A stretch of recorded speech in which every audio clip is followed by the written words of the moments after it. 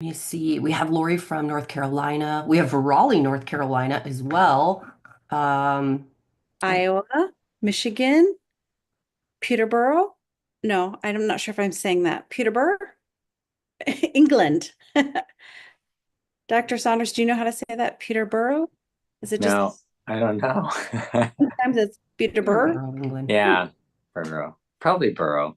Borough. It Tampa Bay, awesome. was just, Susan's here from Santa Barbara,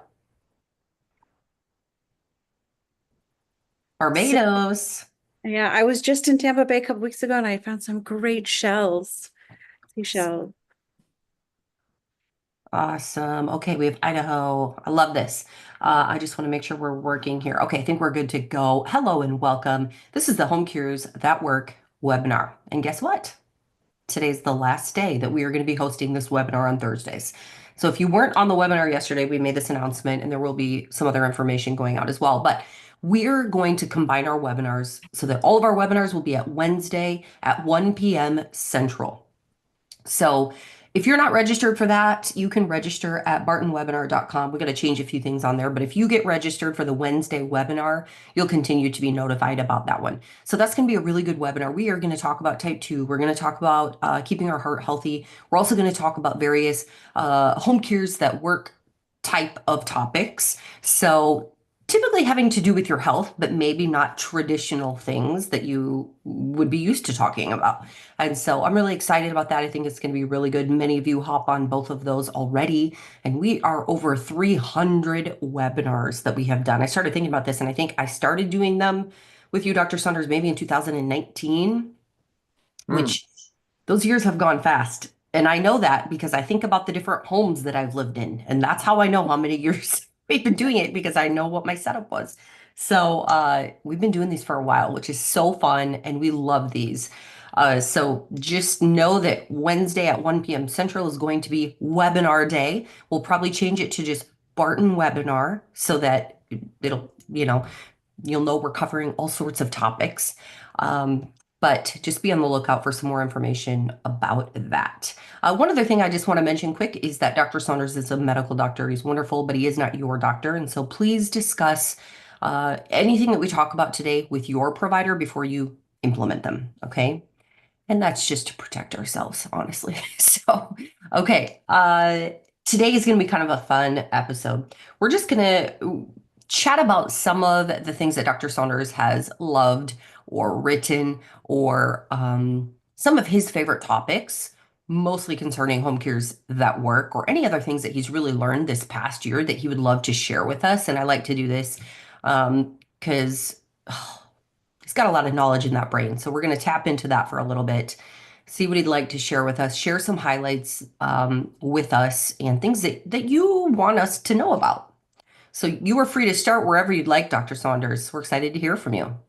Okay, so in Home Cures That Work, Cheryl often gives me a topic, Mhm. and then I research it, and sometimes she'll give me four or five to choose from, but usually there's a topic. And so one day, this is like in 2013, she says, "What weird things have you come up with? What wacky kinds of cures have you ever had?" And I had to think about that. I thought, you know what? There are some really weird things that come up periodically that that work, and it's really weird. So I went back to my old article and I was looking at it. So things like lemon peel for headaches, but not like eating the lemon peel, it's rubbing it on your temples. And I have had people tell me that that works. And so I've told people, well, if you get headaches that frequently, every time you get a headache, peel a lemon and rub the lemon peel on your temples. And darn if it didn't work. It was like really kind of crazy, but it actually worked. Another one was really funny, and that was putting soap under your bed sheets for leg cramps at night. No, I'm talking soap, like just like a bar of soap.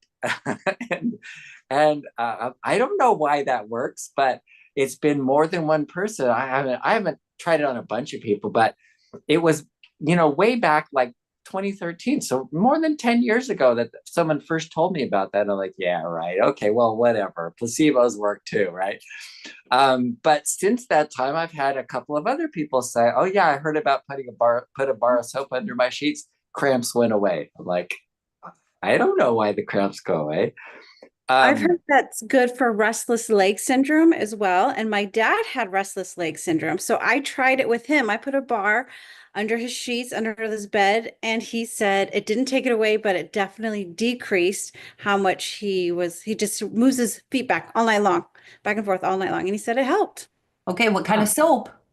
It doesn't matter. It does. It was just soap, like regular Irish soap. Spring or Dove or Yeah. Wow, Well, that is awesome. Dove I'm is gonna have to not a look into soap. that a little more. Dove is a detergent, not a soap. But Irish Spring is actually soap. So I don't know that it has to be soap, but yeah, whatever. Weird. It's kind of weird. And then eating dirt for diarrhea. I've had a lot of people with like chronic diarrhea, and they've tried everything. And I give them some dirt, and that's in the form of something called bentonite clay. Oh. And whatever the clay does, I don't know, but it certainly did work for diarrhea. Tea for arthritis, like things like that are bad, like ankylosing spondylitis is a genetic arthritis that is debilitating, and you get worse and worse. Have you ever seen those old men that can't look up, but they never see the ceiling because they're always bent over and always looking at the floor? That's ankylosing spondylitis. And tea, just plain old tea, black tea actually helps that. Now, there was one that we came up with, and that was eating eggs to improve your cholesterol. And everybody's like, what? That's the opposite. Everybody says don't eat eggs because they have cholesterol in them. Yeah, but they also have lecithin. And lecithin improves the cholesterol balance. So you have more HDL. So you get better cholesterol from eating eggs than you do from not eating eggs. That was kind of weird. I had another one that was actually from one individual. And she said that if she gets a shot of vitamin B12 once a month, then she has regular bowel movements. And if she doesn't get that vitamin B12 shot, then she gets constipated and can't have a bowel movement. And it's really miserable. I don't know, one of those wacky cures for constipation. So that was a fun one that had, a lot of interesting things that you wouldn't expect. Wow. Okay, let us know in the comments if you have some weird home cures that work for you as well, because this is really fun.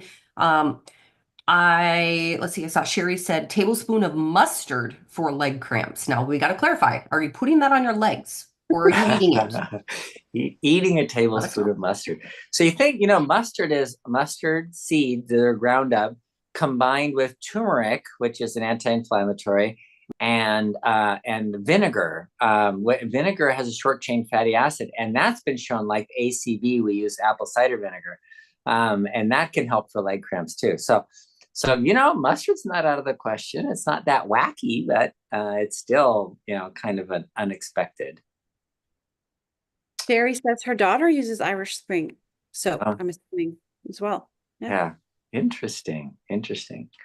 So another thing that I wrote, it's been 10 years ago. It was just a brain health study. The incredible brain and what it is and what it does, and everybody's brain is different, and how we start off with a brain that is like totipotent, they call it, like it could do anything. And it's like connected. Everything is connected to everything else. And so it could become anything. And then, so between up to the age of about 2, everybody is making 10,000 connections per minute in their brain. So these little kids, little babies, they're making 10,000 connections a minute. As they're starting to view the world and see things, and the things are getting connected. By the time of age 4, they start losing connections. So, and the way that works is your brain is making tracks in the brain. This goes this way, this means that, this does that. And so as you're learning things, you're taking out the connections that aren't being used, that kind of muddle things up, and you make things clear. So on the one hand, like someone who's learning the piano, they actually increase the size of their brain. It's a little parietal lobe. They call it the omega sign because instead of having a straight sulcus, gyrus, yeah, gyrus. It's there's much more of it, so it curves into like an omega, because right at that area where the fingering is, when people learn the violin too, you can see that sign. Because you're making more brain cells. And then you're taking away brain cells. And by age 4, you're actually taking away more than you're making. And as we age, it gets more and more of we're taking away, we're losing more connections than we're making. Unless, see, here's the key, unless we're doing new stuff. So learning a new instrument, like in a musical instrument, for example, or doing something new, a new job, moving to a new location and learning a new city. All the new stuff that you do cause your brain to make more connections. And if you don't, if you do the same thing every day, routine, routine, routine, routine, routine. And he even said, the professor that was discussing brain plasticity, he even said, if you dry yourself off exactly the same every day as you get out of the shower, even that routine, all of this routine stuff does not help you to grow brain cells. So you're losing brain connections faster than you're gaining them if you're not doing new stuff. So that was really important. And then we talked also in the brain about nutrition. How do you get the right nutrition? The key to the brain is energy. You have to have energy, and you have to have the right amount of energy. And even 20-year-old girls, and this was girls because women are much more likely to get Alzheimer's than men. They can measure the amount of energy being used by the brain diminishes in women as early as 20 years old. So these very young women are already so much in a routine, and they're not getting enough energy in their brain, so that they have a diminished energy supply, and that only goes down with time. So getting enough energy, how do you do that? And the difference between men and women here is women burn fat more easily than men do. They also are more likely to get insulin resistance. And there's a lot of hormonal reasons for this. If women have high testosterone, DHEA, they tend to get insulin resistance very easily. It's called PCOS, polycystic ovary syndrome. And there isn't an equivalent in men. And this leads to insulin resistance, and they may never get diabetes, but they could get the problems like neuropathy.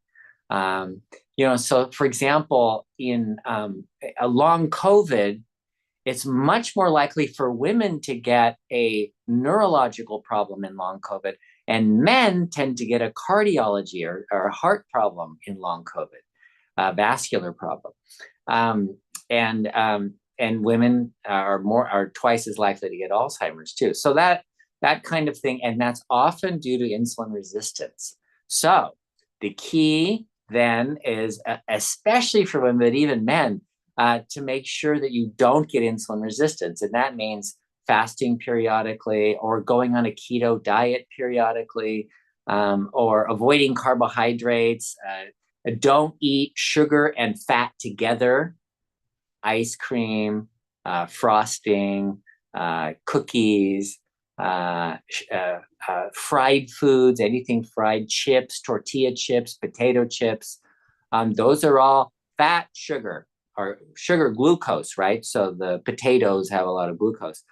So and you put those together, bad combination, causes insulin resistance. Such good So stuff. yeah, Good good stuff. information. Yeah, I was listening to a podcast again this morning, and they were just talking about, boy, I mean, insulin resistance is leading to a lot of other health issues, high blood pressure, those types of things. So if one thing you want to really tackle this year is tackling that, that'd be a really good place to start. So, important to stay on these webinars and listen to these Yeah. teachings. So So, one of the best articles that I ever wrote, and I think everybody should read it, and I hope you go online and look it up. It's the omega-3, the omega oils article. And this is an article about all of the oil stuff that you've always wondered about and no one ever really knows about. If you go to your doctor and you ask, okay, what's the difference between an oil, a fat, and a lipid? They probably won't even know because they never defined them for us, right? But just so that you know, an oil is a fat, is a lipid. It's the same thing. They're synonymous. They didn't used to be synonymous, but now that we know the molecular structure, they all kind of just melted in together because they used to be distinguished by a fat was something that was solid at room temperature and oil was something that was liquid at room temperature. So oils and fats were different. And then lipids was the general term for all of them, any kind of fat. So that would even mean short chain fatty acids like the acetic acid in vinegar, all the way up to the long chain fatty acids that are real hard in the coconut oil or animal fat. So those are all lipids, but they used to distinguish fats from oils by whether that was solid or liquid. But now that we know the molecular structure, we don't care whether it's solid or liquid. We know what the molecular structure is, so we don't have to distinguish that. So you'll hear them used synonymously, and they're all the same thing. So, and then going on and defining all of the things. What's the difference between a saturated fat and an unsaturated fat? What is a polyunsaturated fat versus a monounsaturated fat? What about the different HUFAs and PUFAs, right? All of that stuff. And these are all defined in the article.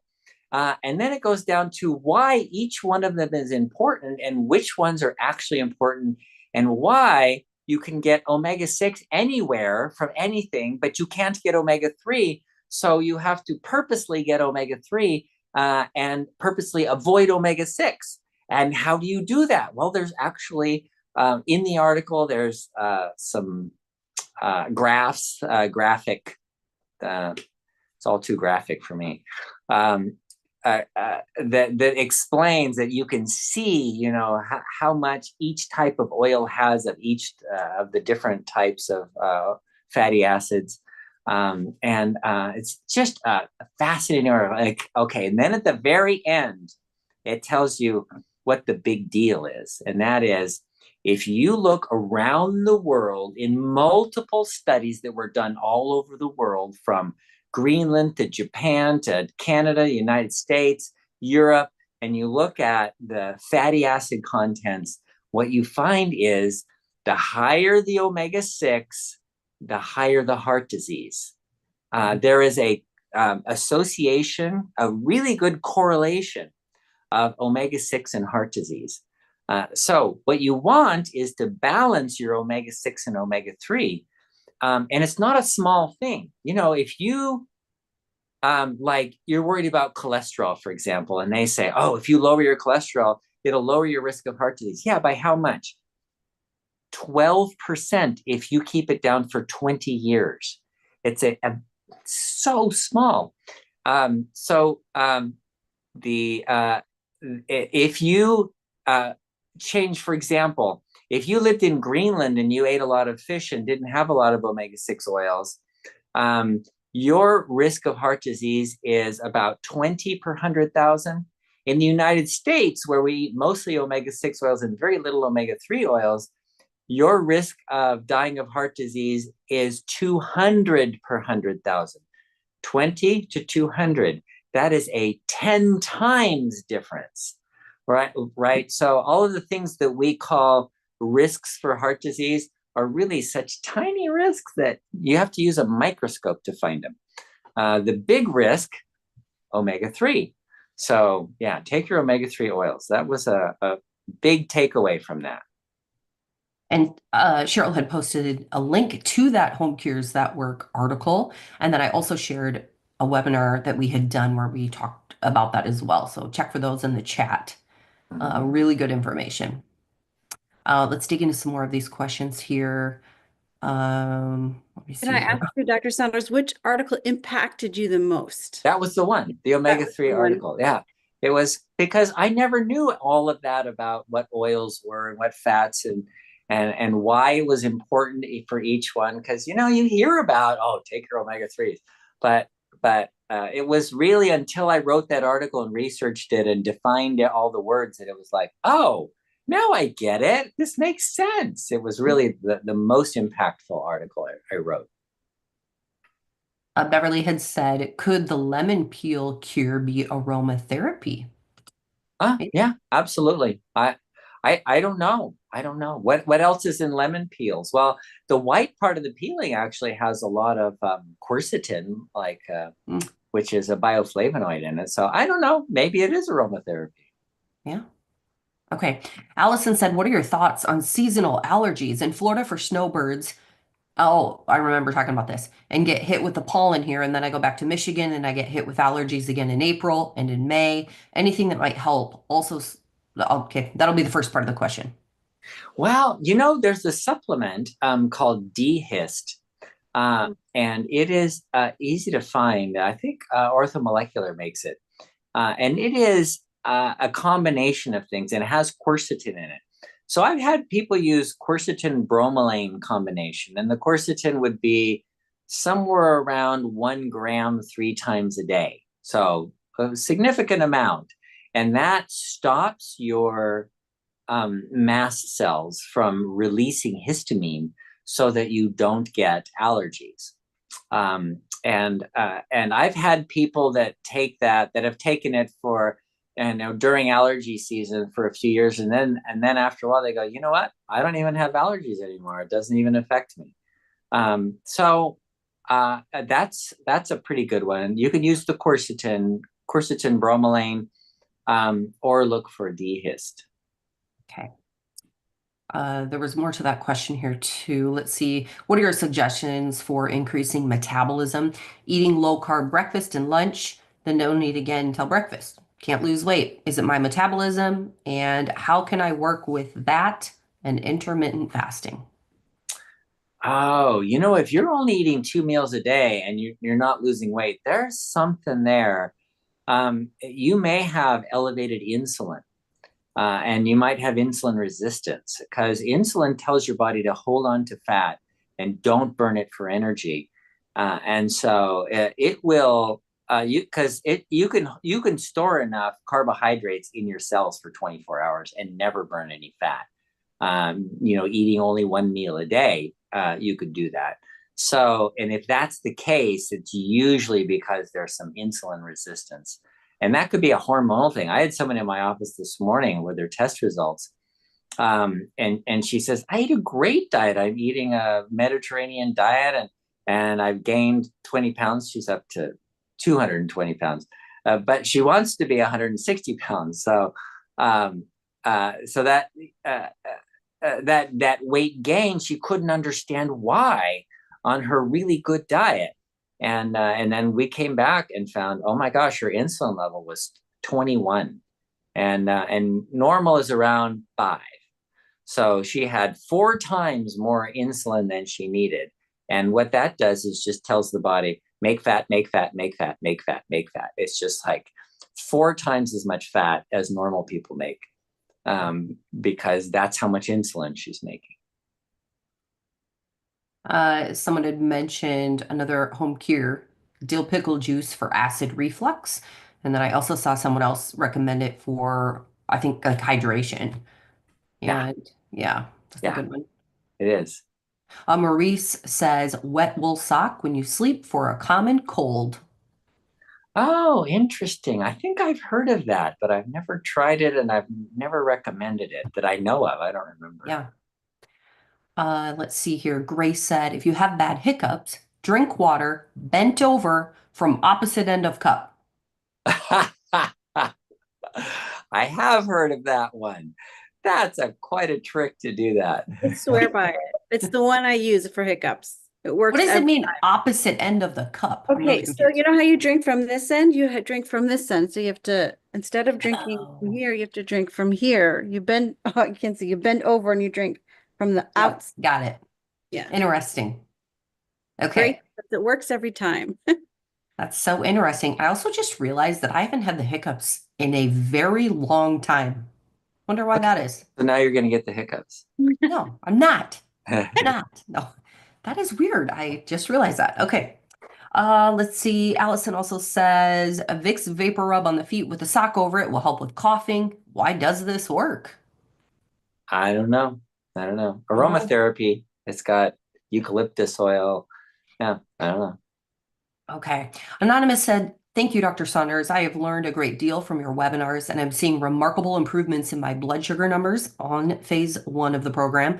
Unfortunately, I'm unable to do the 3-day fast yet because of visual issues when I get hungry. I'm planning to do an organic dandelion root tea fast interspersed with organic turmeric ginger tea instead to see if that will help detoxify my liver. I think we talked about this on another Yeah, we did. webinar. We did. We Okay. talked about it yesterday, and I think that's a great idea. Yeah. I'm totally on that. That's good. I'm taking some good quality eye supplements for protection against blue light damage, which I will stop during the fast. However, I do have periods when I have yellow vision when I look at a white background and wonder if it's maybe from too much vitamin A. Is there a test for it? And would the dandelion root tea fast help eliminate excess vitamin A? Unfortunately, my conventional ophthalmologist stated she did not know. Oh, well, I don't know if that would be the cause of it, but the answer to your question is yes, there is a test for vitamin A. And so you could test and see if your hypervitaminosis A is an issue, but not a common problem. It's actually a pretty rare problem unless people are eating polar bear livers or something like that. It's really hard to get that much vitamin A, if you're not eating a polar bear liver. Okay. Let's see here. Do you have any recommendations for a cardiologist in New York who practices integrative medicine and offers alternative treatments instead of conventional medicine? Yeah. Okay. So, well, not really. There's an author who's written several books. His name is Dr. Stephen Sinatra. Yeah, that's him. And he wrote several books on healing congestive heart failure, for example, with vitamins, minerals. And he does research into that. And so what I'm thinking is, I wonder if you're in New York, he's in New York, and I don't know if he has an office anymore. Call his office and say, okay, is there anyone else in the office? Or because I don't think he's maybe not consulting, but they may know of somebody who is on the program who can help with some functional heart issues. Yeah, it's a good idea. Okay. Oops, I did that one. Beverly said, maybe the bar of soap raises the sheet just a bit so the legs are not so constrained. Never know. I don't know. Ginger tea cures nausea and also pain. Eggs have lecithin, which helps. Yes, you knew that one. Yeah. Okay, let me see here. Got that. Why should a patient with a cancerous tumor removed with all peripheries negative had to undergo radiation therapy? So that is a good question, and I have asked that question, and they always tell me just in case we miss something. And I disagree with it, and the reason I disagree with it is because UCLA did a study and found that every tiny amount of radiation causes cancer stem cells. And so, every time you're getting a radiation treatment, you may be killing some cancer cells, but you're creating cancer stem cells, which may, in 3 to 5 years become a cancer. And people go, oh, it came back. Well, no, you created a new one with that dumb radiation. So I don't know. I don't know. Radiation's not benign. Think about Marie Curie, right? She got the Nobel Prize for radium, and she was just absolutely sure that it was going to cure cancer. And they're still, harping on that today. But she died of cancer. Everyone around her died of cancer. All of the radium girls, if you've ever heard of that, they used to paint watch faces with radium, the numbers, so they would glow. And the radium, because and then put some phosphorus in it, so that it would glow. But the radium is the radiation that's continuous, so it would glow all the time. It wouldn't be like you have to put it up to the light to make it glow. It would always glow. There were young women who were painting those numbers on watch faces. They would have to make a little point, a tip on their brushes. And so they would use their lips to put a tip on the brush, and then they dip it and paint the numbers. And they got mouth cancers like crazy. So no, radiation is not safe. So I don't know. If seeing the things, the bad long-term effects from radiation, and a lot of patients of mine, that's something I would avoid. Okay, anonymous here. It said my sister used to drink pickle juice for leg cramps. Yeah, I've heard of that. Yeah. And it makes sense. There's a lot of electrolytes, sodium, and acetic acid from the vinegar. Yeah, I think that's could help. I think I'm going to have you read this one from Lily. If you can see it, Dr. Saunders, in the Q&A, it should be at the top. Do you recommend the use of strontium citrate for osteoporosis? Okay, I'll let you read that. Strontium is kind of like calcium. So if you look at the periodic table of the elements, strontium and calcium are in the same family.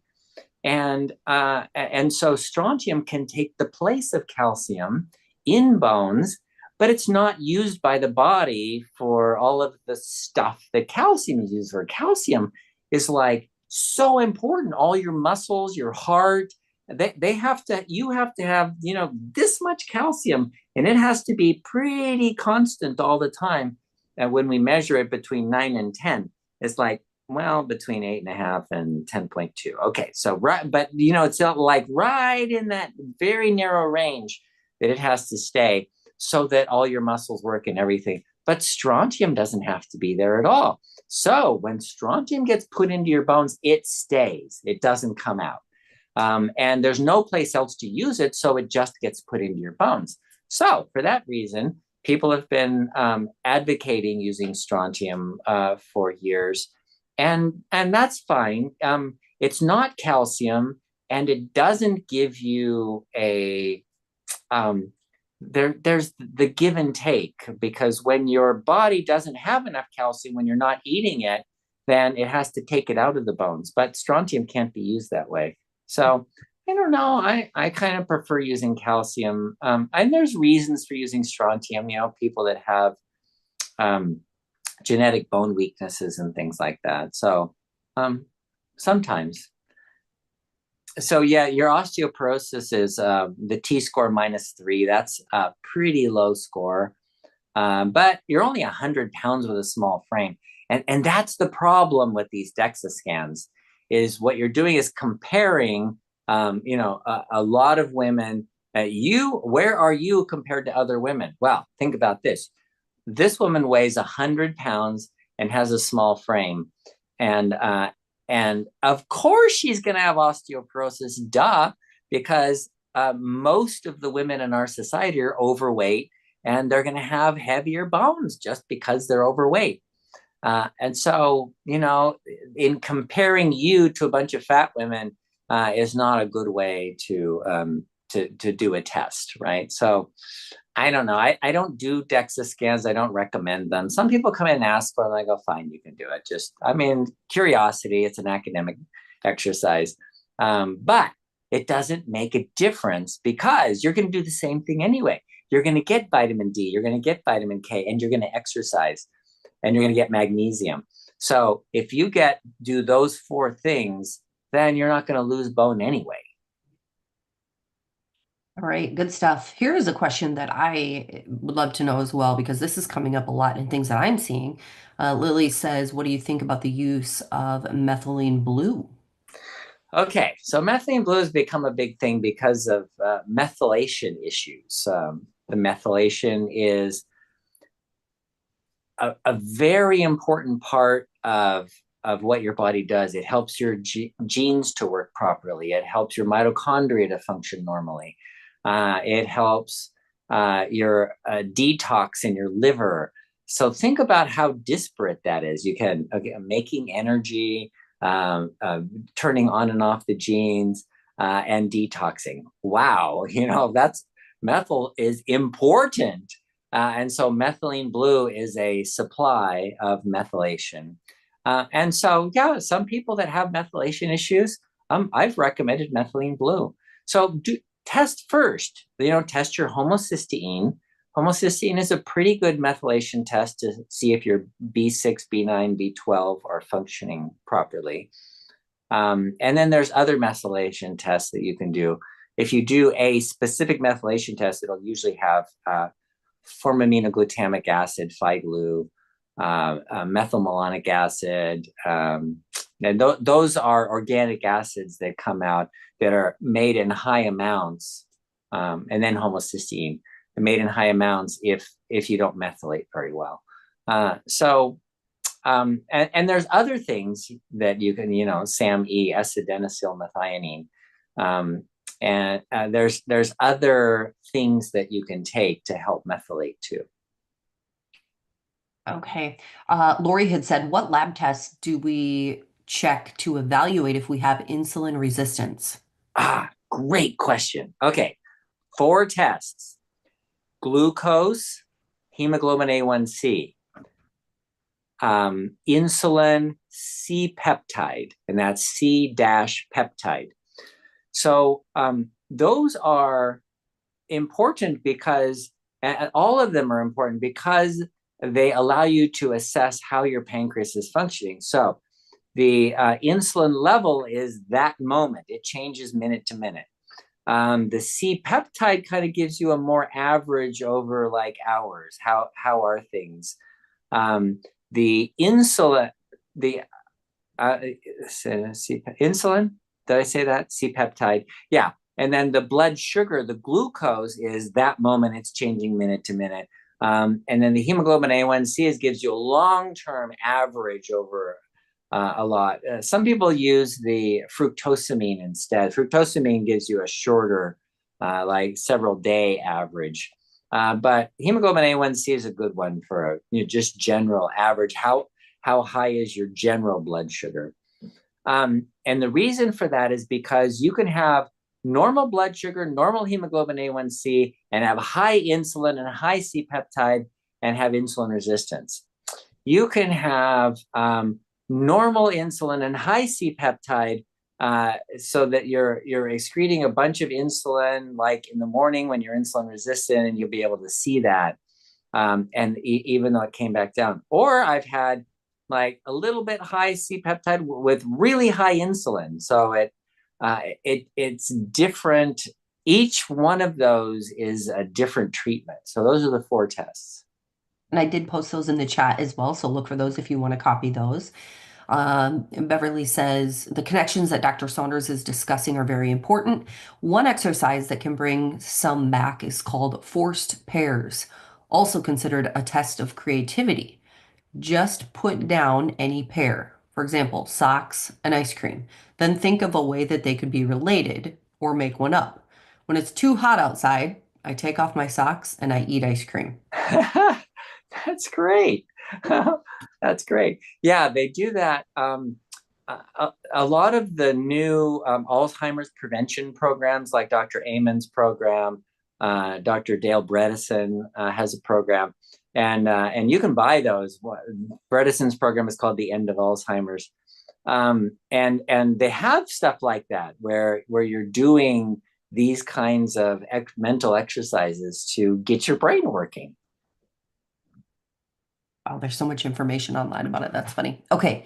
Let's see. Anonymous says a friend took atorvastatin for high cholesterol and now she has a chronic cough and doesn't. Did we ask this one yesterday too? Yeah. Okay. This is interesting. Okay. So now she's on an inhaler. Is there a safer statin drug to take? What's the best diet and supplement to lower cholesterol? Okay, so number one, you may need more cholesterol. So the optimum level of cholesterol is 236. That's where you want to be. So if you're less than 236, eat more eggs, I guess. Wait a minute, that might lower cholesterol. um, I don't know what to do to raise cholesterol. But if you're above 236, yeah, you may want to lower cholesterol. And in that case, eating a very high fiber diet, if you add a lot of plant foods and avoid fats, your cholesterol will come down. I've seen it many times. Okay. Lakshmi says, what is the ideal total number of carbs that one should have? Well, it depends on what you're doing. So I have this theory, and I know there's a few places out there that are talking about this, but it's kind of new, kind of a new idea, and that is you can do a keto vegan diet, and that's not vegan keto diet. It's there are days you have a keto day. In your keto day, you have fat and protein, and then you can have like a salad and broccoli and cauliflower and that kind of stuff. So like it's a keto day. And then you, on a different day, you have like a vegan diet where you can have beans and rice and breads and cereals and fruit and all of that. You would not eat fruit on your keto day. You wouldn't have like a mango and a banana. But on your vegan day, you can have a mango and a banana, but you wouldn't have any fat. So you would not have an avocado on your vegan day, even though it's technically vegan. But you can have an avocado on your keto day. And so, and not mixing the fat and carbs together is seems to be like the best way to handle this. And this first came up when somebody asked me about, what foods can I eat that have carbohydrates and fat in them? And I couldn't think of a single one. Avocados have a lot of fat and no carbs at all. Meat has a lot of fat and no carbs at all. And an apple has a whole bunch of carbs, but no fat at all. And everything was either your banana, a lot of carbs, no fat, or a lot of fat, no carbs. There is nothing in nature that mixes fat and carbs, except seeds a little bit. So there is, like, you can get wheat germ oil. The wheat has a germ that has a little bit of oil in it and a lot of carbs. But even like nuts and seeds, like if you go to walnuts, there's a lot of fat but very little carbs. And almonds have a lot of fat and very little carbs. So there are some that are mixed, but they're not like a proportional, equal proportions. There's some like avocados have a lot of fat and very little carbs. And then most things like broccoli, for example, has fat in it. But it's a lot of carbs, well, fiber carbs, and very little fat. So I started thinking about that and going, wow, you know what? If you can't find any fat and carbs mixed in nature, there's just no ice cream in nature. There's no frosting in nature. There's nothing that's going to be like high fat, high sugar, kind of sweet things with a lot of fat in them. I think maybe that's a sign, a God-given sign that we shouldn't be mixing those things. And you know what? There's a lot of good research out there that we shouldn't be mixing fat and carbs together. But protein and fat go very well together. In fact, you get better protein absorption and utilization if you eat it with fat. So actually. Very interesting. So sorry about your glazed donuts. That's what I was just going to say. No donuts in nature. I don't know if I like this theory. I'm going to put one in a forest sometime and have you walk by it.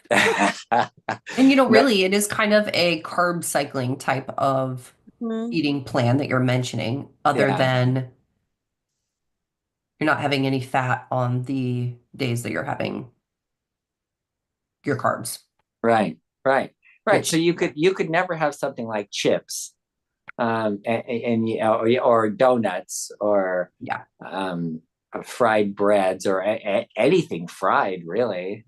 dates with a slice of butter, Dr. Saunders. Butter. We talked about that yesterday. Yeah, Oh, don't do the butter, the the little cube of butter in your dates. I tried it. I'm not gonna lie, it tasted like caramel. It's a trend right now, and you put salt on it, and it is really good. But don't do that. Do as we say, not as we do. No, I'm just kidding. But it was kind of fun to try. Better than me eating, I suppose, a Milky Way at that point, or a Snickers, or you know. Okay, let's see. Oh, there's so many good things here. You know what? I'm going to read through quick some of your home cures because these are fun. Let's see. Grace said magma green wheatgrass has helped with allergies. Let's Interesting. see. Pineapple juice for coughing. Oh, interesting. Now, I guess that Lots of makes sense. we had a lot of discussion about pineapples the other day as well, Yeah, and how yeah. there were a lot of good things Has that that was it used has for. bromelain in it, which yeah, I guess. Another confirmation of the water cup bent over drinking. Um, Butch says my uncle uses, oh, this is new. I've not heard this one. My uncle used to eat a teaspoon of Vicks to get Oh, colds over quickly.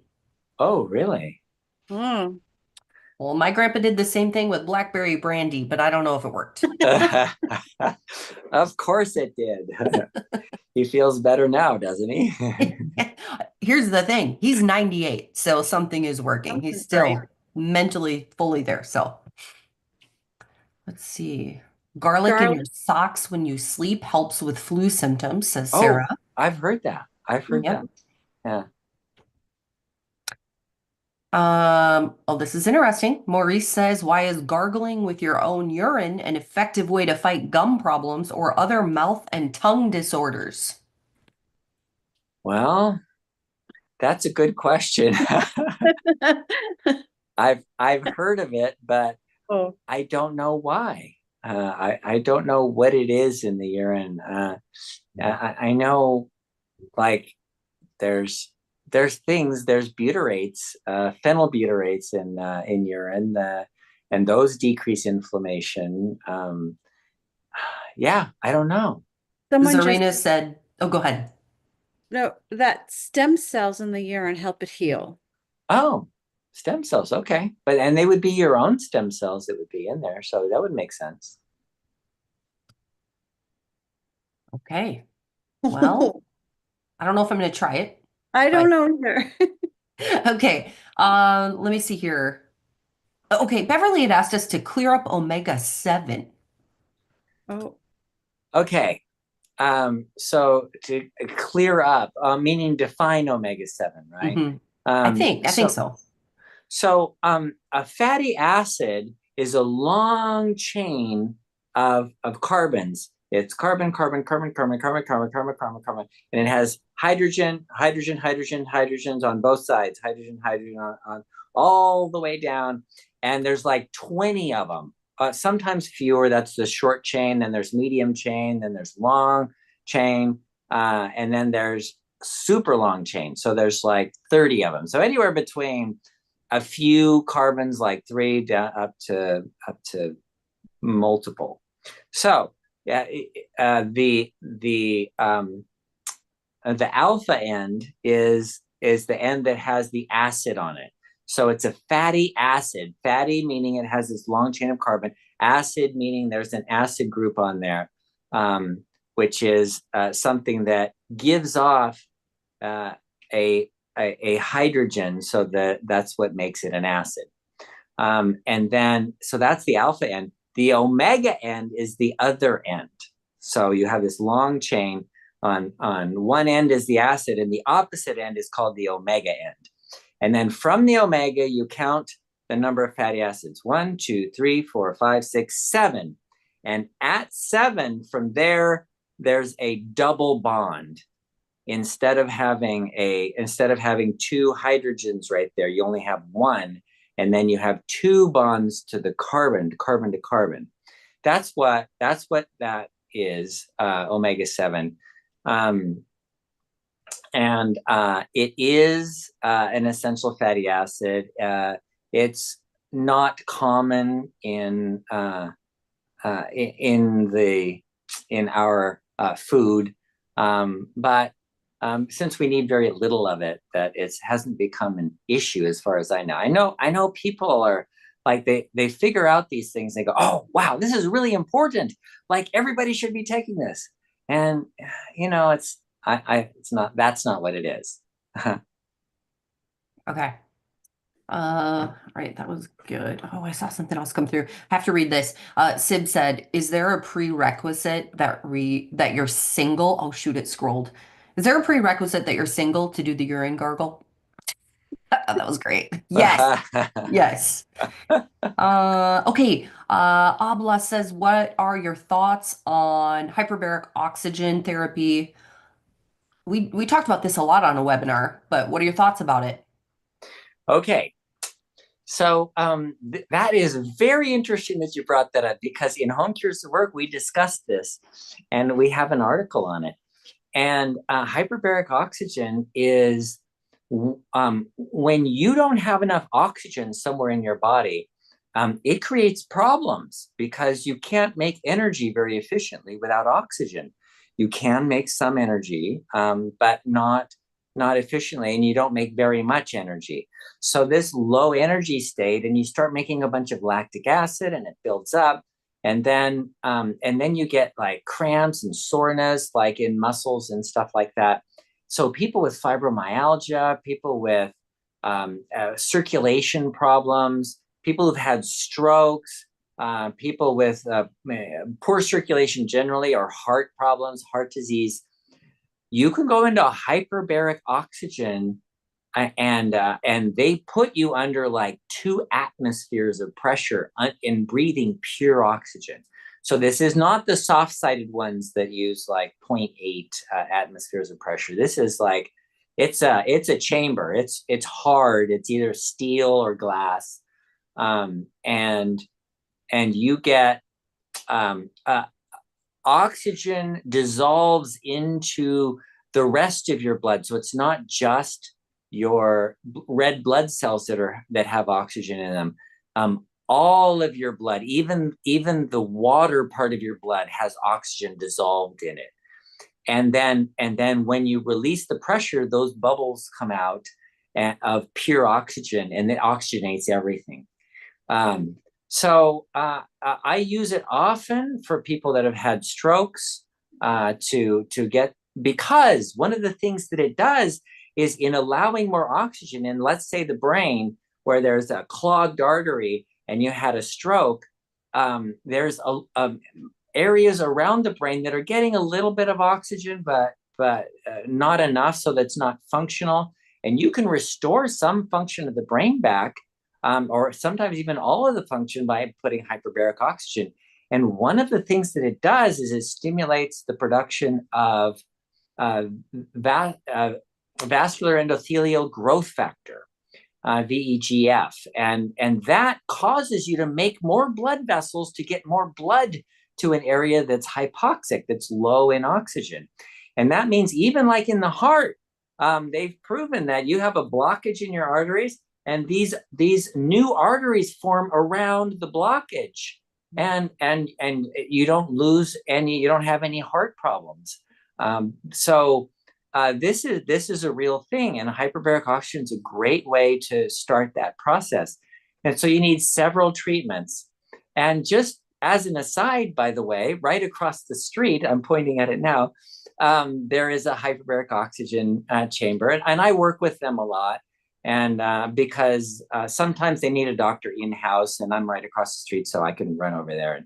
And my mom's visiting from Idaho, and Idaho's kind of a high altitude, and she's kind of creaky and having trouble getting around really easily, and has to lift up her feet so she doesn't trip. Those kind of things when you're 87 years old. And so So I asked the guy, can we do some hyperbaric treatments while we're here? And he's like, sure. So she's had 2 treatments so far. She said after the first treatment, she was like, wow, I feel lighter. I feel better. After the second treatment, it lasted a lot longer. And today she's having her 3rd treatment. So it doesn't necessarily have to be for illness. If you have poor circulation for any reason, it's a good idea. Good to know. My husband struggles a little bit with Raynaud's. That might be a good option for him as well. Yeah. Lots of other, yeah, that's good. I'm going to chat with him about that. Okay, we're over our time.